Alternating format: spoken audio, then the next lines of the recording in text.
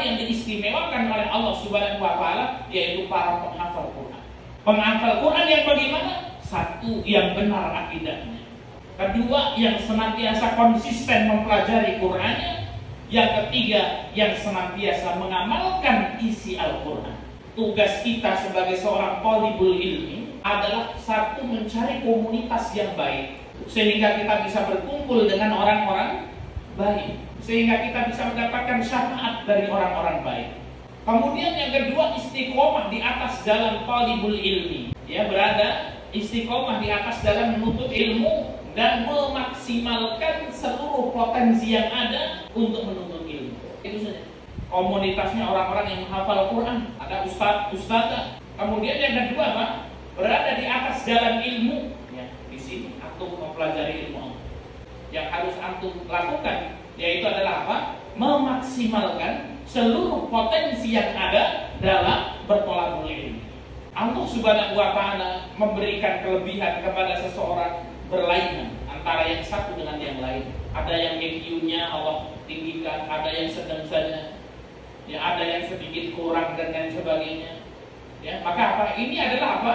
Hikmah dari Allah Subhanahu wa taala. Ada yang menghafalnya cepat, ada yang menghafalnya sedang, ada yang menghafalnya lambat. Kalau hafal, ya, dibaca sampai 20 ya supaya hafal. Dibaca dan hafal. Yang harus kita lakukan adalah memaksimalkan segala potensi yang ada pada diri kita. Maksimalkan segala potensi yang ada pada diri kita. Adapun hasil itu adalah apa? Terserah Allah Subhanahu wa taala. Hasilnya terserah Allah. Tugas kita memaksimalkan. Maksimalkan seluruh potensi antum. Ketika antum memiliki kekuatan untuk menghafal 150, maka kemudian apa? Langsung 150 itu gaspol. Kalau kekuatan antum 100, gaspol 100.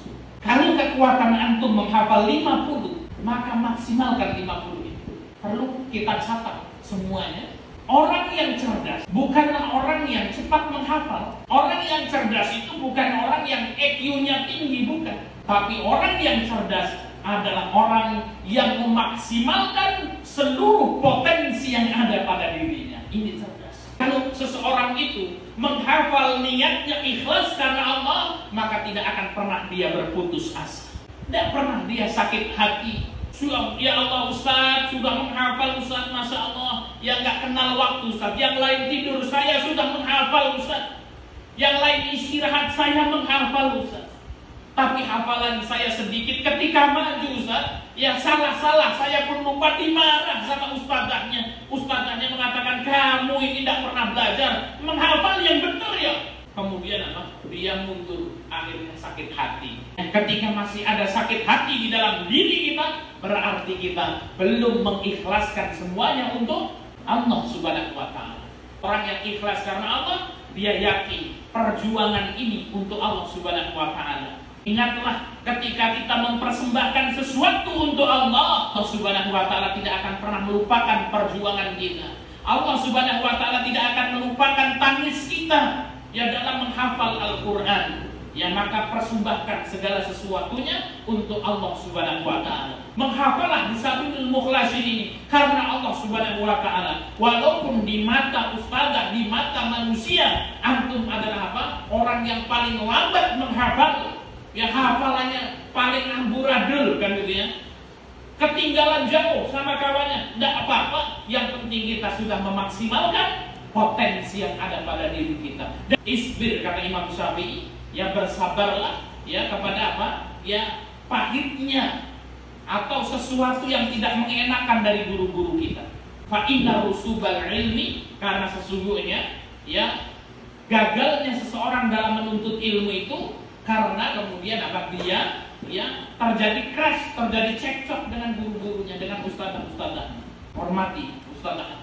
Walaupun kemudian antum sudah sungguh-sungguh menghafal, dimarahi, suruh balik lagi, ya suruh setoran lagi, ditolak lagi. Jangan sampai kemudian apa? Ya kita benci dengan guru-guru kita.